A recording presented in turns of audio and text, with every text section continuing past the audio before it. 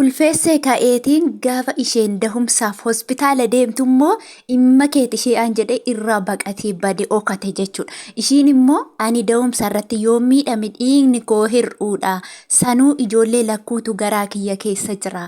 Yoon dahumsa irratti miidhamee hoo eenyutu mucaa keenya fudhata moo ijoollee abbaan qabne silaa fira koon beeku ani fira isaan beeku inni fira koon beeku inni nagateera haati koo abbaan koo eenyuun koo tokkollee na biran jirani hospitaala yeroon dhaqe egaa diingata opereeshinii ta'e yoon ani du'ee mucaa kana eenyutu fudhata ilma eenyumoon tala eenyu jedhanii fudhatu kanaafuu ijoolleen keenyi warra haadhaaf abbaan qabne eenyummaan isaanii hin beekamnetti ramadamu jedhee gaafadhullee dhimma keetii naan jedhee bilbilayyuu narraa kaasuu didee narratti cufee gaafuma ciniinsuun na qabu dhaga'eetu jette.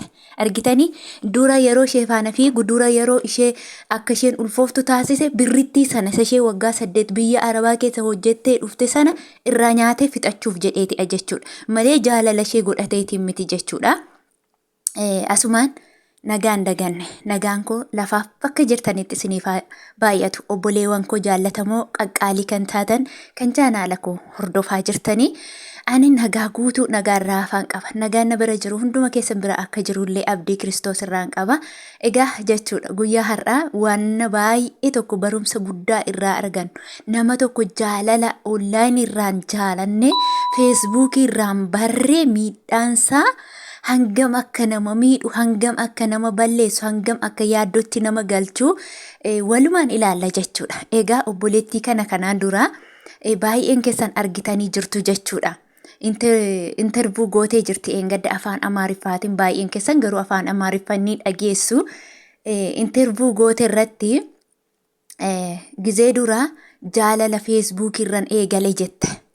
Biyya Arabaa deemee jaalala feesbuukii irraan eegale wal jaalanne feesbuukii irraan erga wal jaalanne waggaa tokko ta'e achumaan na booji'ee akkan galu na taasise jette waan ejjetataa ture qabadheen nan galee si argu malee naan jedhe jette dura isa ala isa amma gaafa isheen deessu ishee baqatu dura immoo si argu malee naan jedhe jette tolee je'een waggaa tokko wajjana jannee san booda nan galee jette gaafan galee maqaa isaatiin lafa bitanne walumaan lama taanee birriin kan shiiti lafa bitannee deebi'eetiin biyya Arabaatti deebi'ee hojii koo eegaletti gaafan biyya Arabaatti deebi'ee hojii koo eegalu otuma hojjedhu lafa bitame sanarratti immoo mana ijaari jedhaatti ila simmintoo fakkeenyaaf firee 100 biti yoo jedhe firee 50 bita han firee 50 birrii isaa nyaataa jette hin dhumu manni sun hin xumuramu jette hin xumuramu jette birriinumaan ergaa walakkaan ga'u jette manni hin xumuramu jette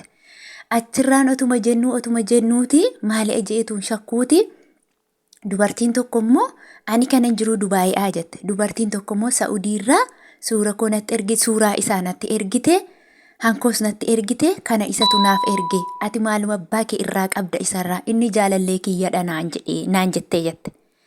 Achii bilbila wal geeddarree walitti dubbannetti gaafa walitti dubbannu inni isheen kun lakki innoo kooti isheen kun immoo lakki innoo kooti jetti ishee sana bira aqee lakki isheetu na jaallate malee anoo isheen jaallanne ishee kana bira aqees immoo isheetu na jaallate malee ishee anoo hin jaallanne dubbiin kun jechuudha namoota tokko lama miti kan inni mudatu jechuudha baay'een keenya waan kana keessatti kan kufnudha kan ganaa kufuuf jirrus jirra kana dura kufee irraa mudannoo addaa argeetus jira kan immoo kanarraa baratee irraa deebi'us immoo ni jira jechuudha bakka sadiitti ilaalla kana innaa otuma kanaan jirruuti waggaa 8 kiyya guuteera nan galee deebi'een jette gaafan deebi'ee galuu gaa'ila dhaabbannetti namni too gaa'ila gaafa dhaabbatu firmaa malee nama fuudhu jira gaa'ila dhaabbannee sargiin godha malee jette lakki jennaan dideetti lakkennaan didee sargii godhee sargii sana keessatti garuu hin barbaachisu firmaan naan jedhe jette argitanii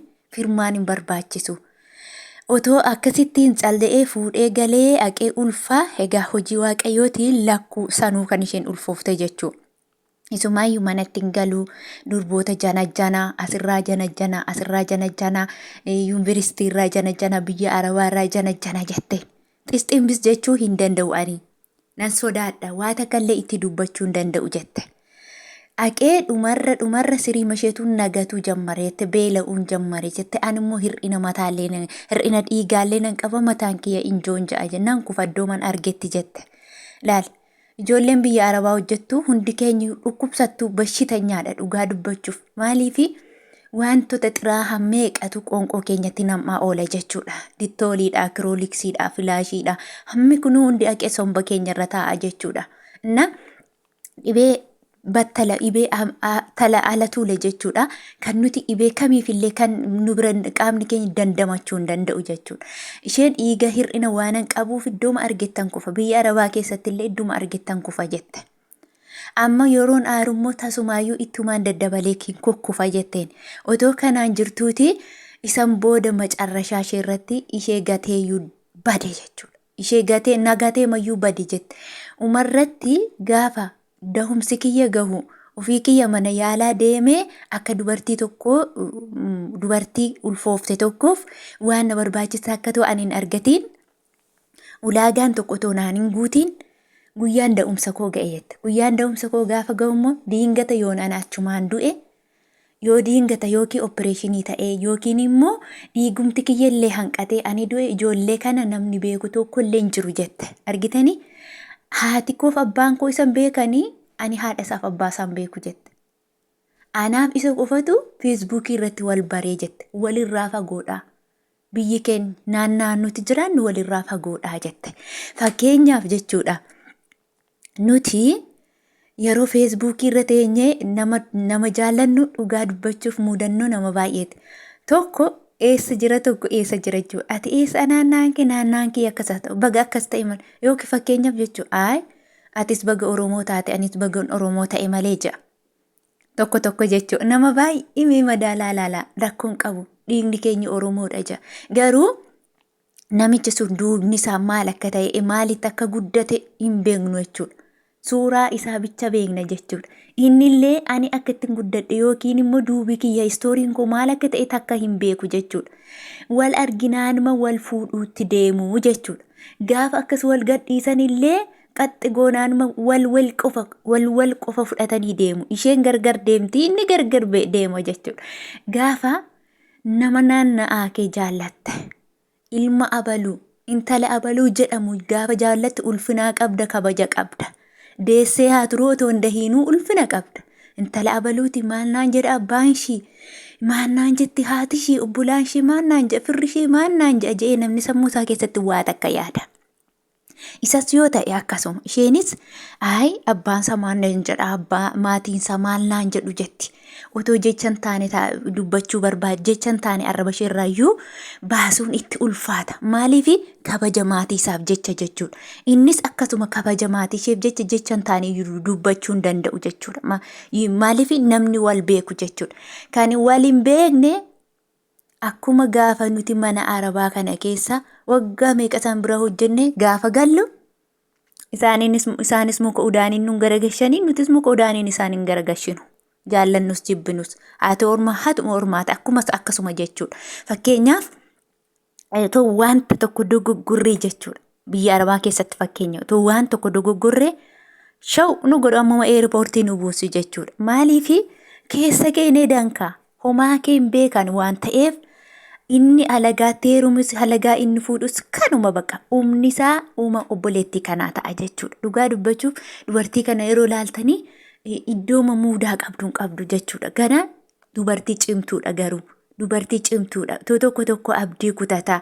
Tokkooti abdii kutatee waan nan taane keessa gala yaadan taane keessa gala hamma kuni dhugaa dubbachuuf aartee suuraa abbaa manaa ishee wajjin gizee sargi isaanii godhatan cicciraa turte namni baay'ee dinqisiifatee biddeen tolchitee jechuudha. Biddeen tolchite mucayyoon kun jechuudha. Biddeen tolchitee gurgurtee ijoollee kana guddifatti jechuudha. Akkamitti mucaa tokko dugdatti hiite tokkommoo fuulduratti harkatti qabatte tokkumaan biddeena dibdee gurgurti jechuudha. Kuni cimina dubartummaa ishee agarsiisa. Unuuf immoo maal fida yoo jettan irraa barachuu nuu fida jechuudha. Online irra teenyee akkuma argine jaallachuu. Gaafa galanii qaqqabna waan hunda jechuudha. Jabaattee nama taatee of jabeessitee waa harkatti qabattee gaafa galte ati hojii tokko hojjechuu jalqabde dhiiratu kottee isaatiin balbala kee dhooqqessa si barbaacha dhugaa waaqaan siniin jedha balbala kee dhooqqessa.